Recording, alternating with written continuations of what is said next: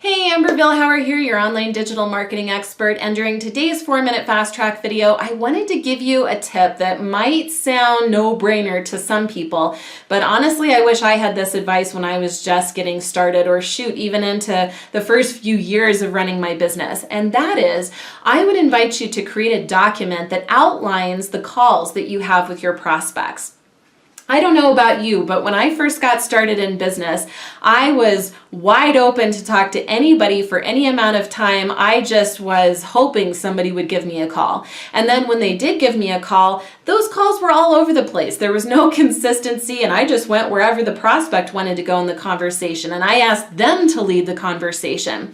But the reality is that the people coming in who need help, they don't know what they don't know. You are the one that's supposed to facilitate those calls, whether it's a simple prospecting call or a discovery session, or shoot, if you're a coach, this could even happen inside of your coaching sessions. So I would invite you to create a blank Google document that can be used as like the master strategy session outline for your organization. And this is going to be a huge step forward in the future as you scale your business, because as you hire on people to help you facilitate those calls, and all of a sudden you're not the only one in your organization hosting those calls, you are going to thank your lucky stars that you created this document in advance, because it's going to be less work for you to do in the future. So lots of good things can come out of documenting your processes right now.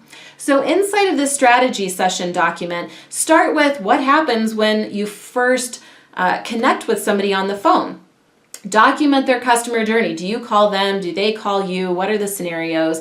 And what do you do first? Well, oftentimes you're going to build rapport. You're going to build a relationship. But how do you build rapport? Do you have the same typical dry building rapport questions like, oh, what side of the country do you live on? And oh, what's the weather like there these days? Boring. So if you need some more creative and energizing questions, go to Google. Google has great articles available right now. Just type in building rapport questions, and you'll find all kinds of articles with great examples of better questions you could be asking when you initiate calls with prospects and even your coaching clients. And after that building rapport happens, and even note how long does it happen. I like to spend the first 1 to 3 minutes building a connection with the person on the other end of the line. Fine. So what happens next? What's the next question that you're going to ask these prospects? What is the process that you want to take them through? What's that structure look like? I can tell you that when I'm talking to a prospect, I like to know, where are they in their business? What has happened up to this point? What's worked for them and what hasn't? And what is their goals? What are their goals? Where do they want to go both personally and professionally? And what is it going to take to get them from where they are to where they want to go? And how can I support them in that process? What are the options? Well, the option is that maybe I could help support them through developing their website or through marketing and coaching. So I actually document the different scenarios and how I want that call to go.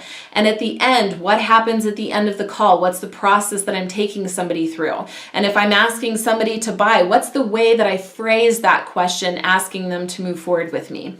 And perhaps below that strategy session outline, maybe a good thing to do would be to start compiling a master document of questions that are commonly asked on these calls by your prospects.